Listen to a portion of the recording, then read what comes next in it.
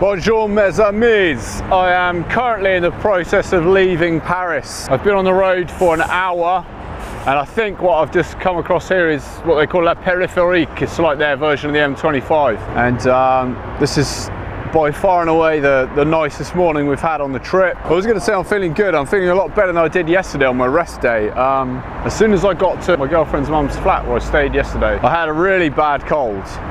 And it's leaving now, thankfully. I'm feeling a lot better. But just my whole body was battered and aching. Like, my legs are pretty bruised from the 2 falls I've had so far. But today I feel pretty good, you know. I feel positive, energetic. I'm pretty well rested. I've had a shower, obviously. I've cleaned my clothes and I've resupplied. I've got loads of good quality food in there now, so have it all in 3 days. I'll be in Le Forêt de Fontainebleau by nightfall. It's about 70 kilometers to the edge, and then I'll plough in there a little bit and find somewhere nice to camp. So that is basically the mission today.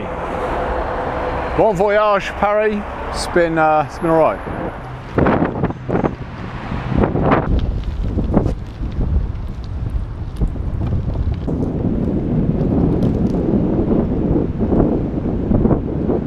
Okay, so I've been following this river. I don't think it's the Seine anymore, it's something else. But we're just on the old towpath, and I've seen this same kind of thing in cycle routes in Britain. But every now and then there's just like some kind of crystal maze-like puzzle. Like, it looks like a trap or something, but let's check this one out. So basically, obviously your front wheel goes through there, and oh look, you get to the forks. The forks would pass through, but the fork bags aren't going to go through there. The panniers definitely aren't going to go through. So, for whatever reason, the people who put this in are discriminating against bike packers and perhaps bike tourists in general. But then we notice this thing here. Wheelchairs, prams, pedestrians. There's a diagram here explaining how this contraption works. It's just all to stop scooters. I don't think this would stop a committed scooter rider, to be honest, really. They could do exactly the same trick that I'm about to do with the bike. All we're going to do is make sure you got control of the back brake so you can stop the thing moving.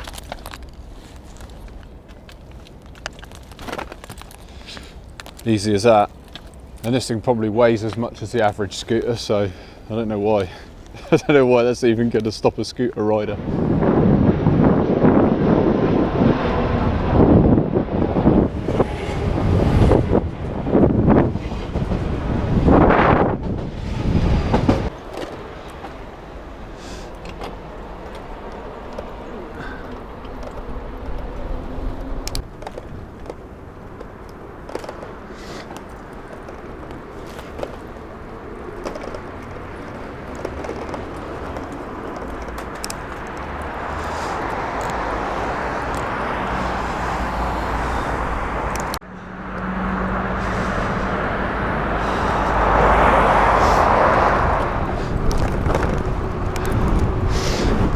Fucking dodgy.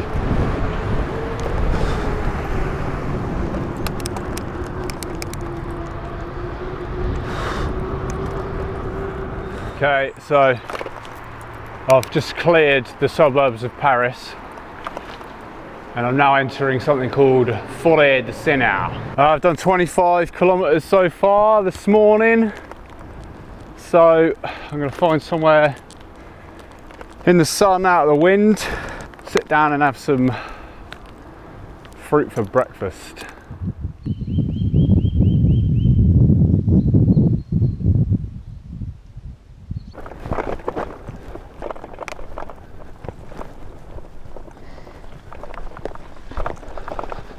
Well, I've been having a bit of trouble in the Forêt de Seine, in that none of the trails seem to match what's on the GPS. But I think this is actually going to take me out the way I want to go out. Yeah, I'm definitely on the right trail now. There we go, Forêt de Seine complète.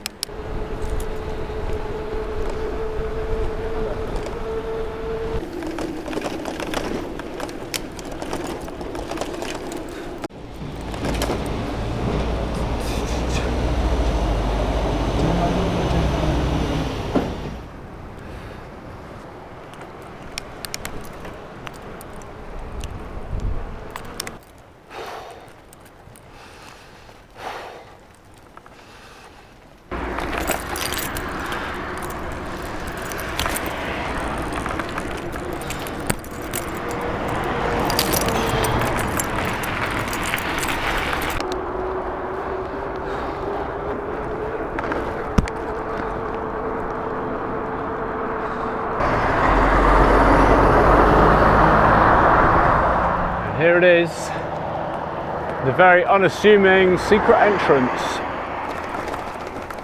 to la forêt de Fontainebleau.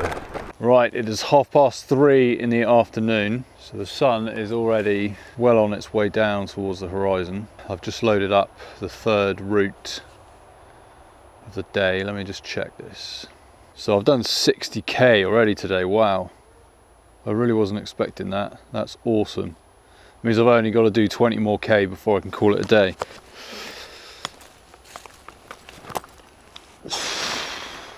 So that's what I'm aiming for, really. I want to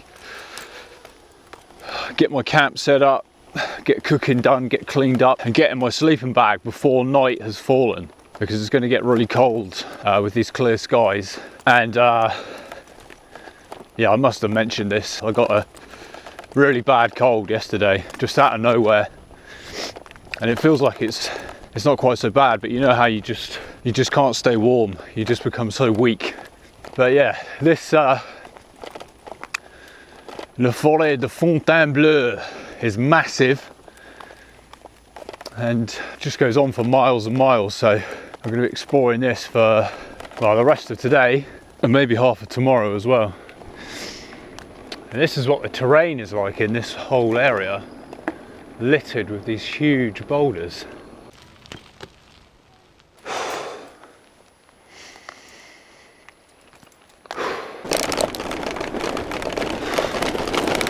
Wow, you bastard! Oh yeah!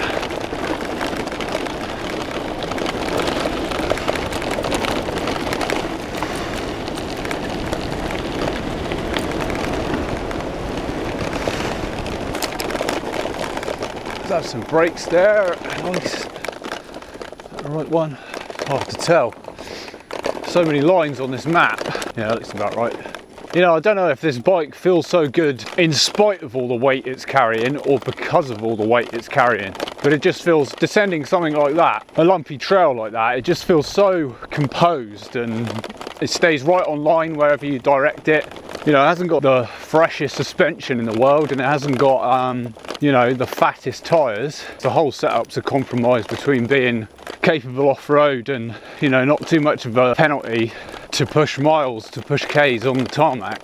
But yeah, it does a pretty decent job in all kinds of different conditions. I think we might be going up this grassy bit straight in front. See how far up this we can get, shall we? It's getting very steep.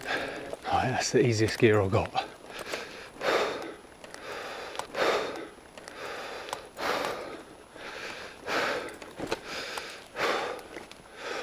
And I'm enjoying this.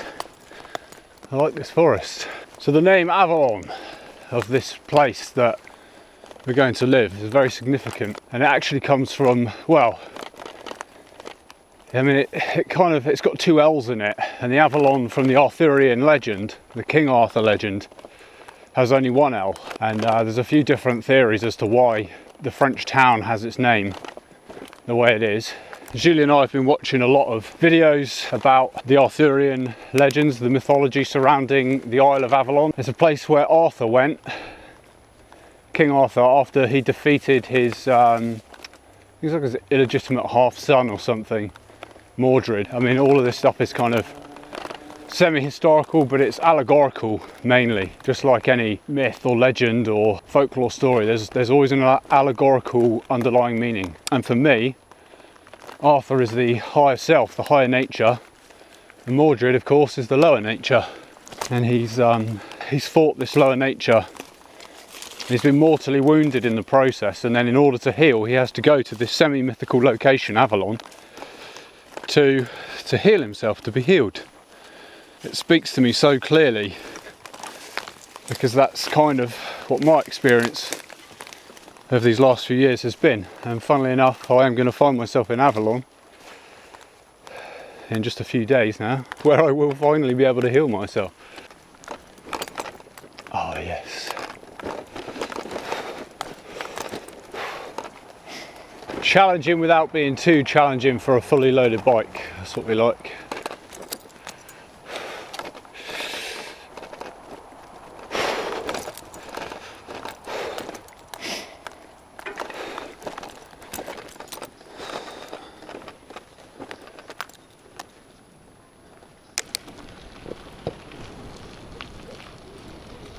1800.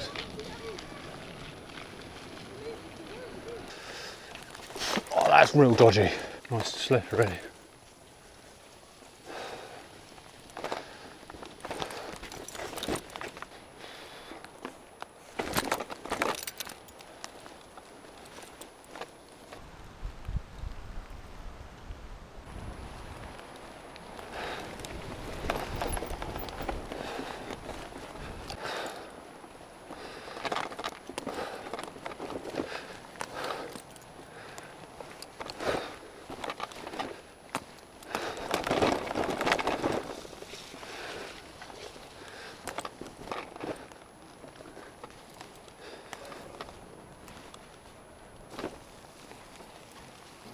Is this the right way?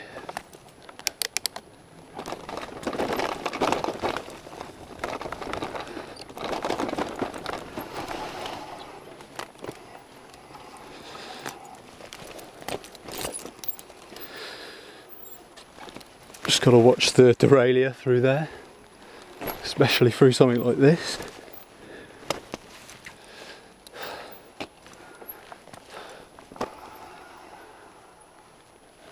I'm looking for something specific, something that I saw advertised on the map. Unfortunately, there's a goddamn fence here. What the hell is that supposed to keep out then? It's bike packers, isn't it? It's discriminating against bike packers again. People with heavily loaded bikes with extra bits attached to them. There's nothing on that sign about no cycling. Must have just been an oversight when they installed it, right? There goes nothing. Well, we've reached the point where it's kind of easier to get it in than it is to get it back out now.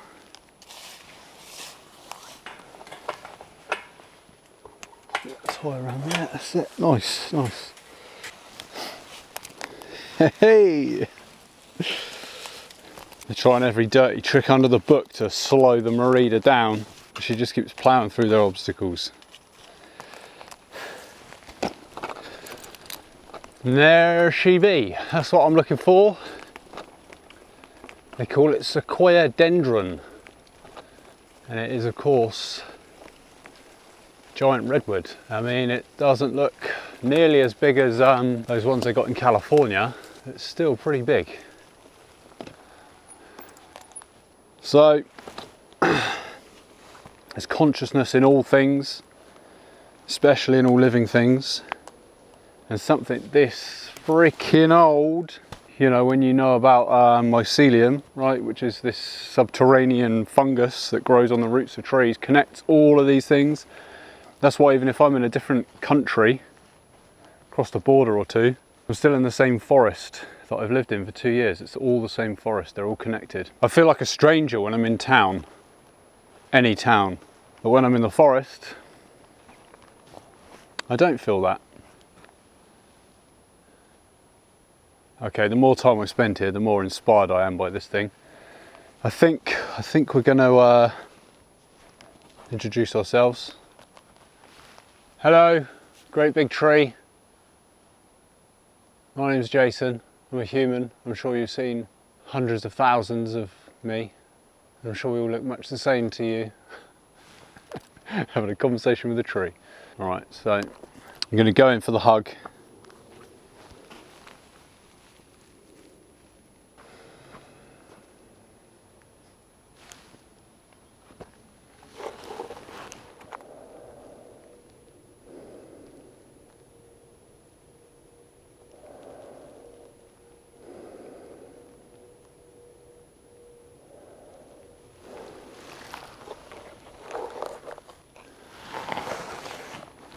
It's weird, lying against it, you can get a sense of, relative to our own lifespans, a sense of timelessness.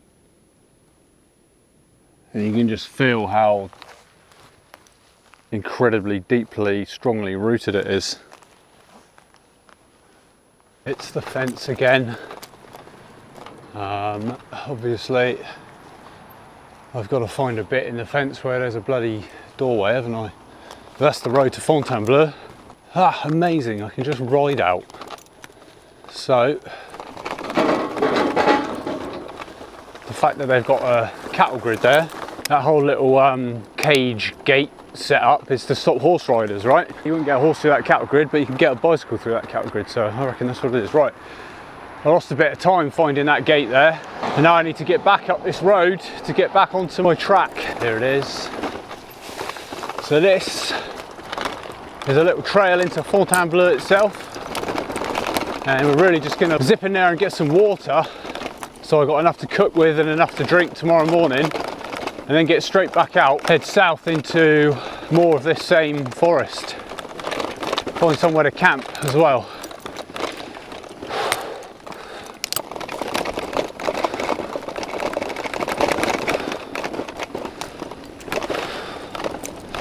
Take a right turn here.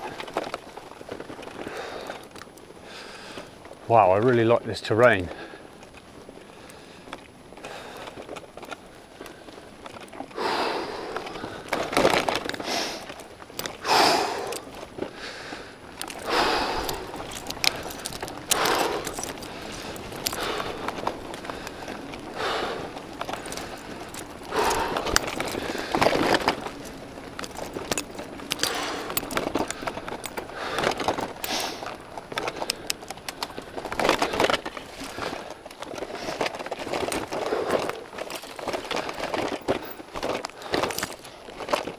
This is something else.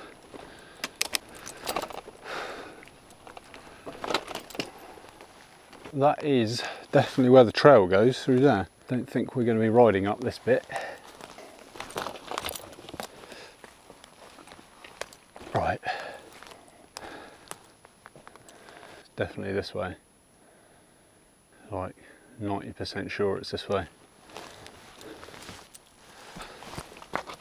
There was nothing like this in the brochure. I mean, I just got to check out that this is actually the trail.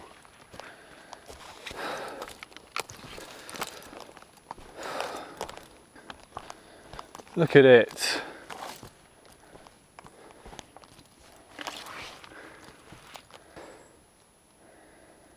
I mean, it's definitely a well-trodden path. But is it the main trail to Fontainebleau? That's pretty ridiculous. Ah, the front end is so light compared to the back.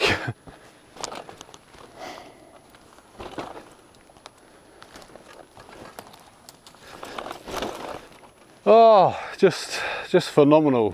What an adventure, eh? I'm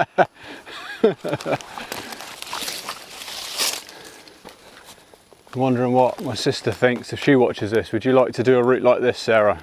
How would you feel dragging your bike, your fully loaded bike, through this? Oh my god, thought that was my chain wheel. It's just my pedal. If that touches the floor, it's not a big deal.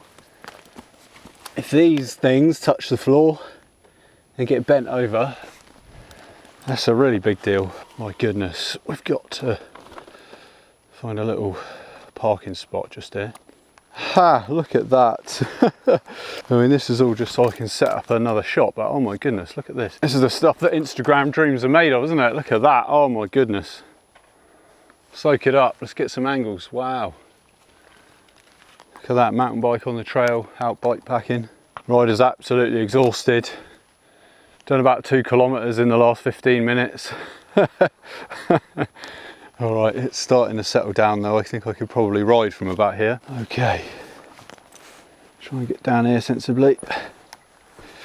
Yeah, I don't really know what sensible looks like in this situation. All right. Well, it wasn't graceful, but we got there in the end.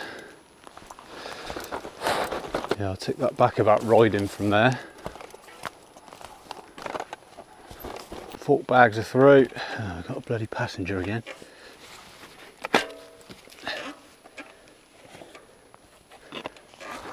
Another one.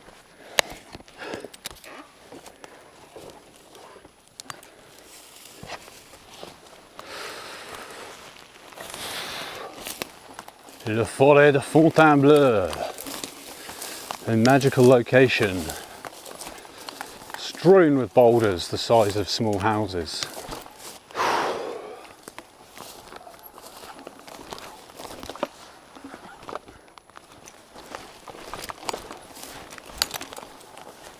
Right, there's a proper trail, track or something there.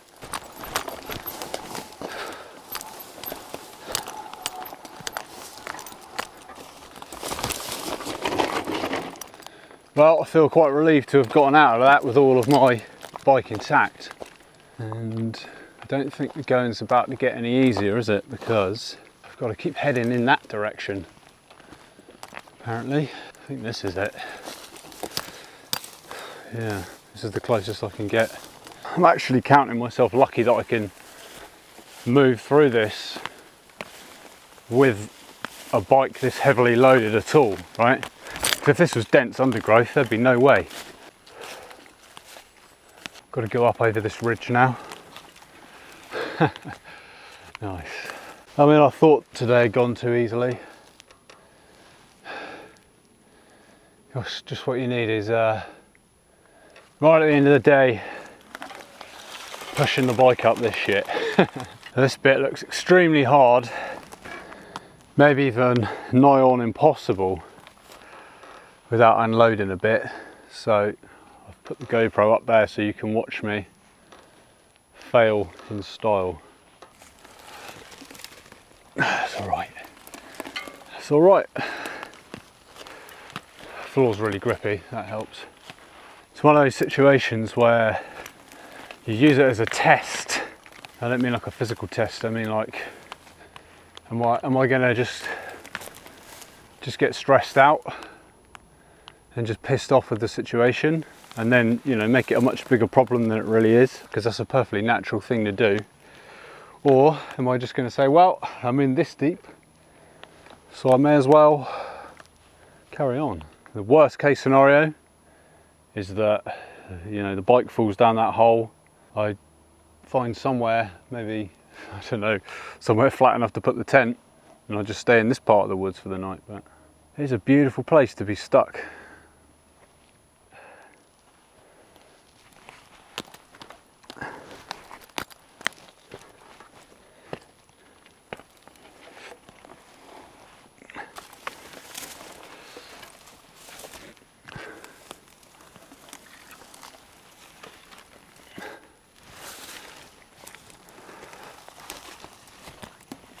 Right, we got out of that craziness. To be perfectly honest with you, if I just walked along the bottom of the ridge that much further, I'd have pushed it up here easy. That's right, I'll edit that bit out, it makes a better story, doesn't it? Hallelujah. Something that works with wheels. Oh my goodness, little chumps.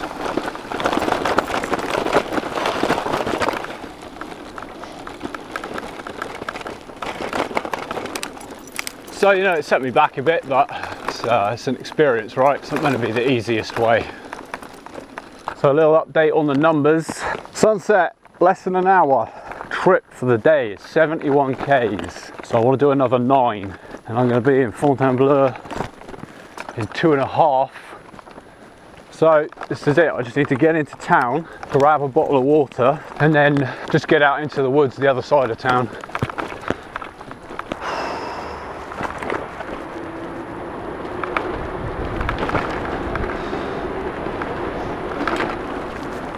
Okay, right, have a quick look now, because this is all we're going to see of Fontainebleau. We've got to get straight back out into the forest. Oh yeah, they've got a palace in Fontainebleau as well. We haven't got time to look at that. Oh yeah, there's a better view of it. I just bypassed that roundabout. It looked a bit hectic.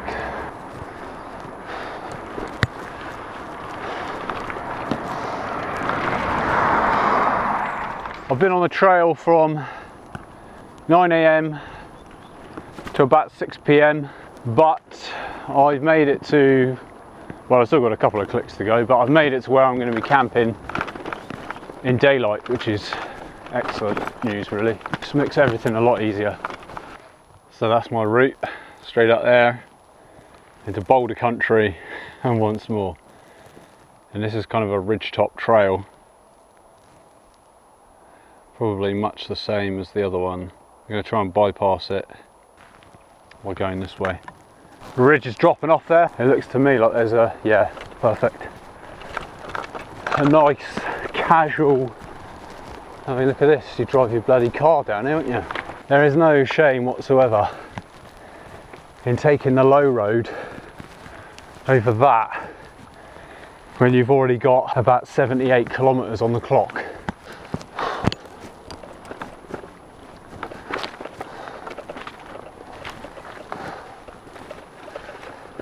Yes, this will do nicely. So it's dusk now, really starting to lose the light. I've just walked around in there a bit and scoped out somewhere that's flat enough to get the tent down. I've got 78.99 kilometers on the clock for how far we travelled today. So I didn't quite make the 80, but that's just a nice opportunity to put the tent down. Just looking forward to eating, basically. Right, we're taking a little bit of a risk by using this lamp, because that's going to be visible. I've been using just the red light on the headlamp up until now, because the red light doesn't travel very far. But I'm happy that I'm alone out here. I can hear dogs barking actually over that direction, but they're certainly not getting any louder. It's 7:20, so with any luck I'm going to get an early night and a good night's sleep. I'm having the same thing for dinner that I've had all 3 wild camping nights now, just because it's very simple and it's nice. You get a shallot onion, which is obviously like a single serving onion. And I've got a head of broccoli, which travels pretty well, that doesn't get squashed. And I just boil them as well with the rice, just chuck them in at the right time. And on a whim, I just picked up some coconut cream in the shop in Fontainebleau. So we'll see, that's probably going to make this into quite a special occasion.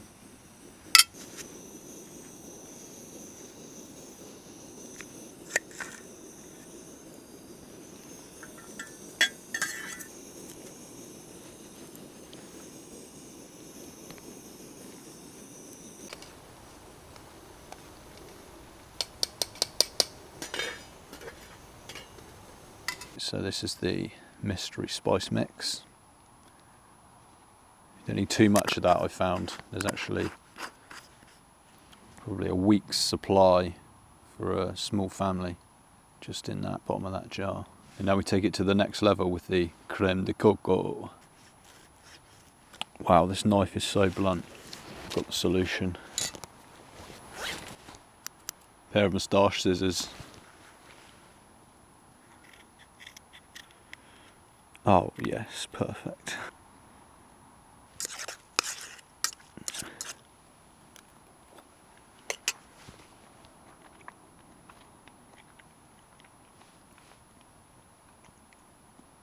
That is a winning formula.